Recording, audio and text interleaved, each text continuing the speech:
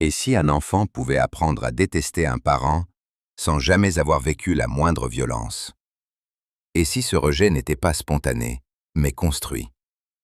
Aujourd'hui, on parle d'un sujet sensible, l'aliénation parentale, et de la manipulation émotionnelle de l'enfant. Ce que l'on voit. Dans certaines séparations conflictuelles, un phénomène apparaît progressivement. Un enfant qui refuse soudainement de voir l'un de ses parents. Un rejet total, radical, sans nuance. Quand on creuse, il n'y a pas toujours d'événements déclencheurs clairs. Pas de maltraitance, pas de violence prouvée. Mais un discours répété, des phrases simples, insidieuses. Il ne s'intéresse pas à toi. Elle nous a abandonnés. Tu sais bien que je suis le seul à vraiment t'aimer. Ce ne sont pas des accusations directes, ce sont des graines. Comment ça fonctionne psychologiquement? Un enfant a besoin de sécurité. Et sa sécurité dépend du parent avec lequel il vit le plus. Le cerveau de l'enfant est programmé pour protéger son attachement principal. Si ce parent exprime de la peur, de la colère ou du ressentiment envers l'autre parent, l'enfant s'aligne. Pas par méchanceté, par survie émotionnelle. Il adopte le discours, il amplifie les défauts, il reconstruit ses souvenirs. On appelle cela un mécanisme d'identification protectrice.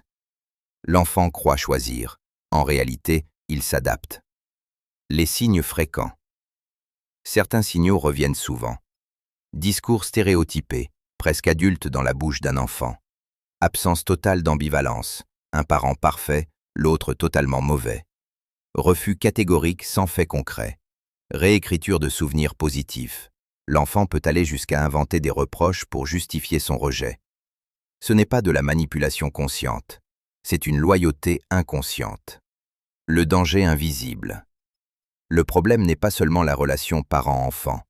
Le danger est identitaire. Un enfant se construit à partir de ses deux parents. Rejeter l'un, c'est rejeter une partie de lui-même. Cela peut créer plus tard troubles de l'identité, difficultés relationnelles, méfiance excessive, culpabilité latente. L'enfant pense protéger un parent, mais il fragilise sa propre structure intérieure. Pourquoi le sujet divise? L'aliénation parentale est un sujet controversé. Certains y voient une réalité clinique, d'autres une notion instrumentalisée dans les conflits judiciaires. La vérité est nuancée. Il existe des situations où un enfant doit être protégé, mais il existe aussi des situations où un enfant est utilisé comme arme émotionnelle. La frontière est délicate, mais le phénomène psychologique, lui, est réel. L'enfant peut intégrer le récit d'un adulte au point de le croire entièrement. Le lien avec la manipulation.